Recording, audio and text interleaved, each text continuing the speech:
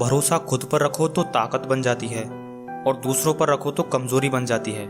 इसी पर आधारित आज की हमारी कहानी है बायोटेक्नोलॉजी से बीई करने वाले यूथ पारस चोपड़ा की, जिन्होंने अपनी इंजीनियरिंग की सक्सेस जॉब छोड़कर उस फील्ड में अपनी कंपनी शुरू करने का फैसला किया जिसका उन्हें बिल्कुल अनुभव नहीं था, और वे आज 70 करोड़ रुपए से ज्यादा टर्नओवर के साथ सक्सेस कारोबारी की लिस्ट में हैं।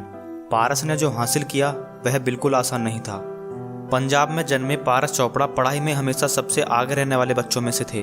कंप्यूटर से पारस का परिचय बहुत छोटी उम्र में ही हो गया था। जब उसके पिता अपने काम के लिए कंप्यूटर इस्तेमाल करते थे तो उन्हें देखकर वो भी इसके प्रति आकर्षित हुआ, और करीब 13 साल की उम्र में जब दूसरे बच्चे कंप्यूटर पर गेम खेला करते हैं, पारस प्रोग्रामिंग करने लगा।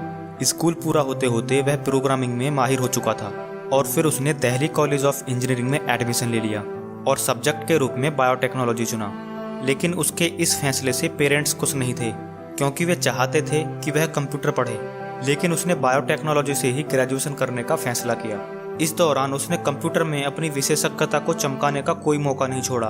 वह इसका इस्तेमाल अपनी पढ़ाई और मॉडल्स तैयार करने के लिए किया करता था, और इस काम ने पारस में डाटा माइनिंग और एनालिटिक्स के प्रति दिलचस्पी पैदा कर दी। स्कूल के दिनों में एक बार उसे how to start a startup पर एक लेख पढ़ने का मौका मिला, जिसने उसे स्टार्टअप के लिए काफी प्रेरित किया।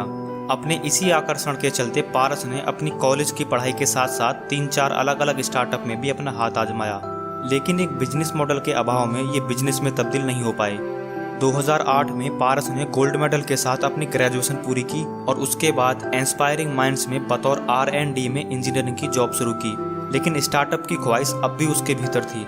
जॉब में करीब 1.5 साल गुजारने के बाद पारस ने अपनी रुचि के क्षेत्रों की एक लिस्ट तैयार करना शुरू कर दिया, और उसके बाद मार्केटिंग ऑप्टिमाइजेशन की थीम सामने आई, और यहीं से उसे अपनी कंपनी विंगीफाई का आइडिया मिला।